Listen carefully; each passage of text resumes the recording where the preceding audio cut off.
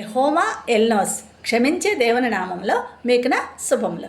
నేటి tongue twister జప్నత్పనేహు అనగా లోకరక్షకుడు, మర్మములను బయలుపరచువాడు. ఇలా ఫాస్ట్గా 5 సార్లు పలకండి.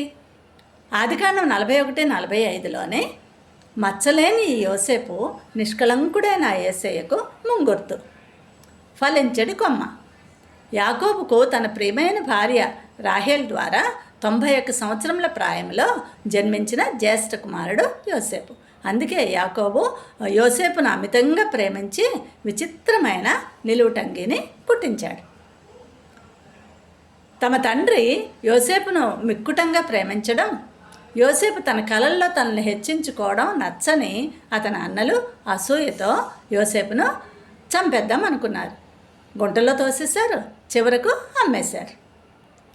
ఈజిప్టులో పోతిఫర్ ఇంట బానిసగా ఉన్న యోసేపు పోతిఫర్ భార్యతో శోధింపబడినప్పుడు దైవ భయంతో పాపం నుండి పారిపోయి జైలు పాలయ్యాడు. అయినా దేవుడు తనకి తోడుగానే ఉన్నాడు సుమండి. అక్కడ ఫరో ఉద్యోగస్తుల కలలకు వివరణ చెప్పడం ద్వారా ఫరో యొక్క కలలకు భాష్యం చెప్పి చక్కని పరిష్కారాన్ని సూచించాడు యోసేపు.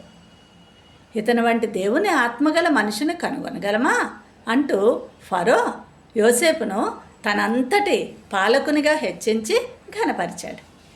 ఇంకా జప్నత్పనేహు అని పేరు పెట్టి ఆసనతనిచ్చి వివాహం చేయగా మనష్షే, ఎఫ్రాయిములు జన్మించారు. ఆహారం కొరకు తన యొద్దకు వచ్చి సాగిలపడిన తన అన్నలను యోసేపు క్షమించి తన ఇంటి వారందరినీ ఈజిప్టుకు రప్పించి సంరక్షించాడు. 110 సంవత్సరముల ప్రాయంలో తమ సహోదరులతో మిమ్మల్ని నిశ్చయముగా దేవుడు చూడవచ్చి మిమ్మల్ని వాగ్దాన దేశములకు కొనిపోవును, అప్పుడు నా శల్యములను తీసుకొని పొండని ప్రమాణం చేయించి మరణించాడు యోసేపు. తనను పొడిచిన వారిని సైతం ప్రేమించి క్షమించిన ఆ యేసయ్యకు సాదృశ్యంగా లేడా ఈ యోసేపు? అందుకే అట్టి యేసయ్యను రక్షకునిగా విశ్వసించు, మోక్ష రాజ్యంలో ప్రవేశించు. Thank you. God bless you all.